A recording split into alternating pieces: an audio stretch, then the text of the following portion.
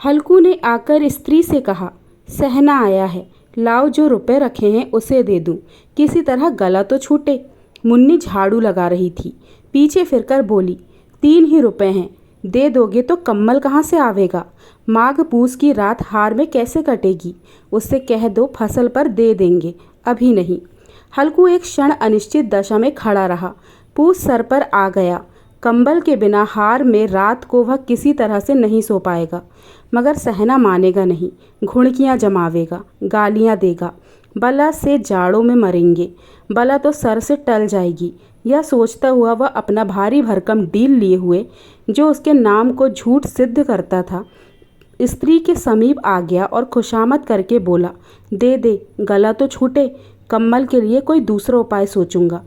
मुन्नी उसके पास से दूर हट गई और आंखें तरेरती हुई बोली, कर चुके दूसरा उपाय, जरा सुनूं तो, कौन सा उपाय करोगे? कोई खैरात दे देगा कम्बल? न जान कितनी बाकी है, जो किसी तरह चुकने ही नहीं आती। मैं कहती हूँ तुम क्यों नहीं खेती छोड़ देते? मर मर काम करो, उपज हो तो बाकी दे दो। चलो छुट्टी हुई, बाकी चुकाने के लिए ही तो हमारा जन्म हुआ है। पेट के लिए मजूरी करो, ऐसी खेती से बाज आएं। मैं रुपए ना दूंगी, ना दूंगी। हल्कू उदास होकर बोला, तो क्या गालियाँ खाऊं? मुन्नी ने तड़प कर कहा, गाली क्यों देगा, क्या उसका राज है? मगर ये कहने के साथ ही उसकी तनी हुई भौवें ढीली पड़ गई। हल्कू के उस वाक्य में जो कठोर सत्य था, वह मानो एक भीषण जंतु की भांति उसे घूर रहा था। उसने जाकर आले पर से रुपए निकाले और लाकर हल्कू के हाथ पर रख दिए।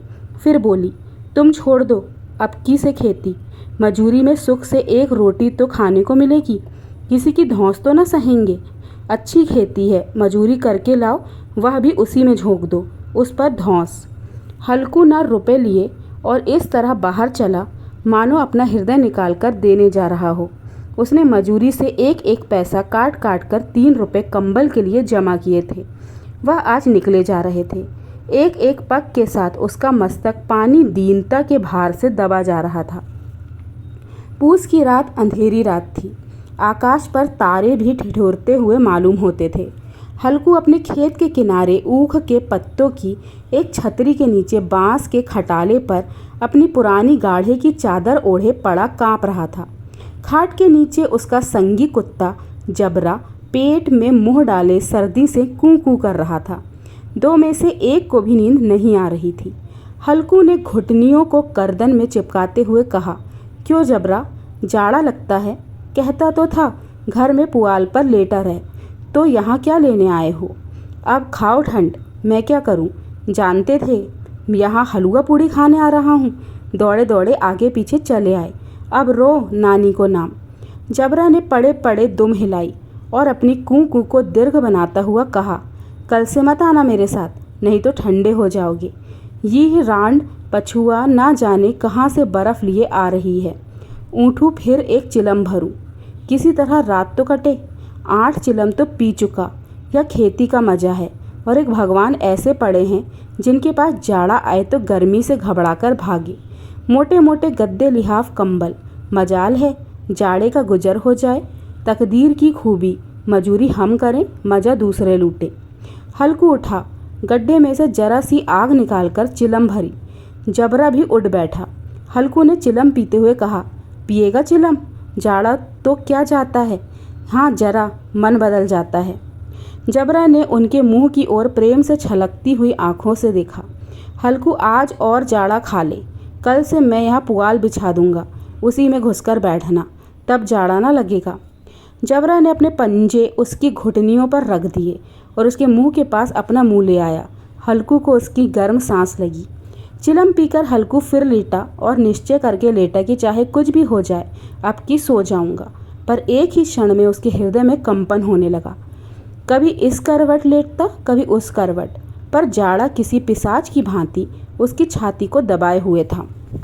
जब किसी तर ना रह गया, उसने जबरा को धीरे से उठाया और उसका सिर को थपथपाकर उसे अपनी गोद में सुला लिया।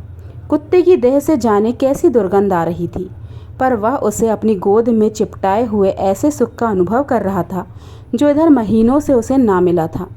जबरा शायद यह समझ रहा था कि स्वर्ग नहीं है, स्वर्ग यही है।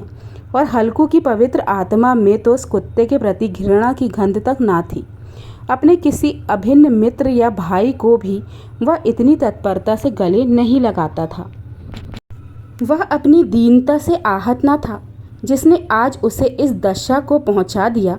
नहीं, इस अनोखी मैत्री ने जैसे उसकी आत्मा के सब द्वार खोल दिए थे और उनका एक एक अणु प्रकाश से चमक रहा था। सहसा जबरा ने किसी जानवर की आहट पाई। इस विशेष आत्मीयता ने उसमें एक नई स्फूर्ति पैदा कर दी थी जो हवा के ठंडे झोंकों को तुच्छ समझती थी। वह झपटकर उठा और छपरी से बाहर आकर फूंकने लगा। हल्कू ने उसे कई बार चुमार कर बुलाया पर वह उसके पास न आया। हार में चारों तरफ दौड़ दौड़ कर भूंकता रहा। एक क्षण के लिए आ भी जाता तो तुरंत ही फिर लौटता। कर्तव्य उसके हृदय में अरमान की भांति ही उछल रहा था। 1 घंटा और गुजर गया। रात ने शीत की हवा से धधकना शुरू किया। हल्कू उठ बैठा और दोनों घुटने को छाती से मिलाए सिर को उसमें छिपा लिया। फिर भी ठंड कम न हुई। ऐसा जान पड़ता था सारा रक्त जम गया हो। धमनियों में रक्त की जगह हिम भर रही थी। उसने झुककर आकाश की ओर देखा। अभी कितनी रात बाकी है। सप्तऋषि अभी आकाश में आधे भी नहीं चढ़े। ऊपर आ जाएंगे तब कहीं सवेरा होगा। अभी पहर से ऊपर रात है। हल्कू के खेत से कोई एक गोली के टप्पे पर आमों का एक बाग था। पतझड़ शुरू हो गई थी। बाग में पत्तियों को ढेर लग चुका था। हल्कू ने सोच चलकर पत्तियां बटोरी और उन्हें जलाकर खूब तापूं। रात को कोई मुझे पत्तियां बटोरते देखे तो समझे कोई भूत है। कौन जाने कोई जानवर ही छिपा बैठा हो, मगर अब तो बैठे ही नहीं रहा जाता। उसने पास के अरहर के खेत में जाकर कई पौधे उखाड़ लिए और उनका एक झाड़ू बनाकर हाथ में सुलगता हुआ उपला लिए बगीचे की तरफ चला। जबरा ने उसे आते देखा, पास आया और दुम हिलाने लगा। हल्कू ने कहा, अब तो नहीं रहा जाता जबरू, चलो बगीचे में पत्तियां बटोर कर तापे। टाटे हो जाएंगे तो फिर आकर सोएंगे। अभी तो बहुत रात है।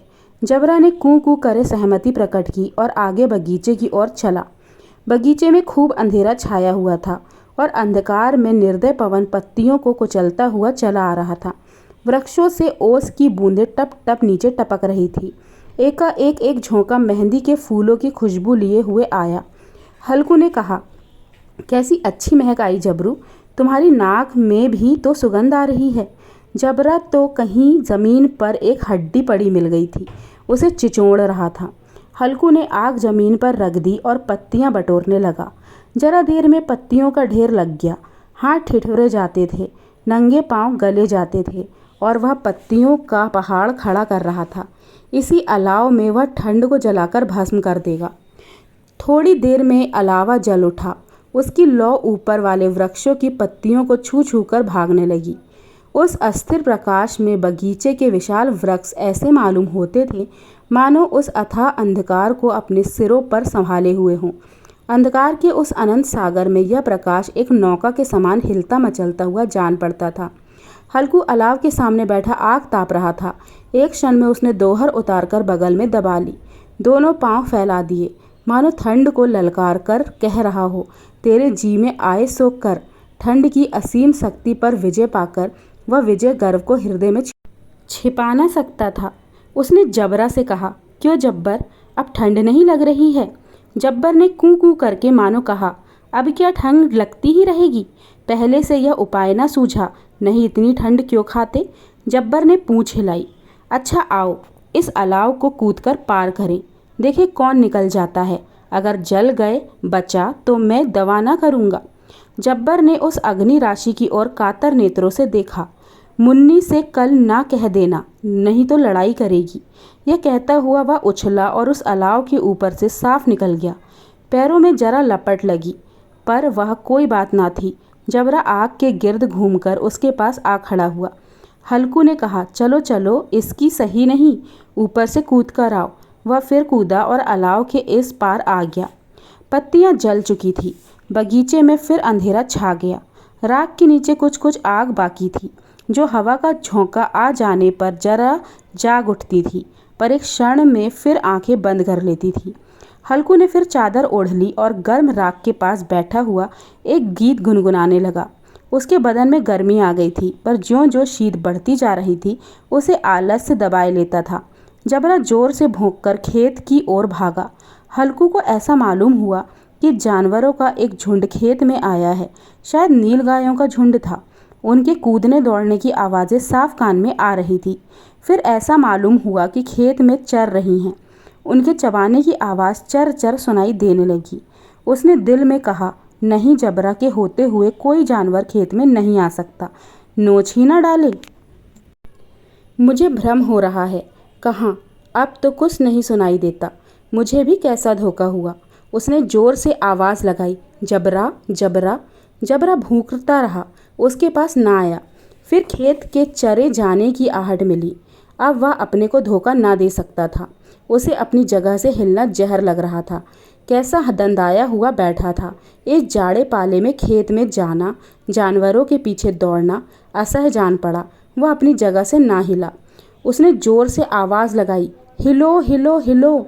जबरा फिर फूंक उठा। जानवर खेत चर रहे थे। फसल तैयार है। कैसी अच्छी खेती थी, पर यह दुष्ट जानवर उसका सर्वनाश किए डालते हैं। हल्कू पक्का इरादा करके उठा और 2-3 कदम चला, पर एकाएक हवा कस ऐसा ठंडा झोंका, चुभने वाला बिच्छू के डंक का सा झोंका लगा कि वह फिर बुझते हुए अलाव के पास आ बैठा और राख को कुरेद कर अपनी ठंडी देह को गरमाने लगा। जबरा अपना गला फाड़ डालता था। नील गाय खेत का सफाया किए डालती थी और हल्कू गर्म राख के पास शांत बैठा हुआ था। अकर्णमयता ने रस्सियों की भांति उसे चारों तरफ से जकड़ रखा था। उसी राख के पास गर्म जमीन पर वही चादर ओढ़कर सो गया। सवेरे जब उसकी नींद खुली तब चारों तरफ धूप फैली हुई थी और मुन्नी की रही थी, क्या आज सोते ही रहोगे? तुम यहाँ आकर रम गए और उधर सारा खेत चौपट हो गया।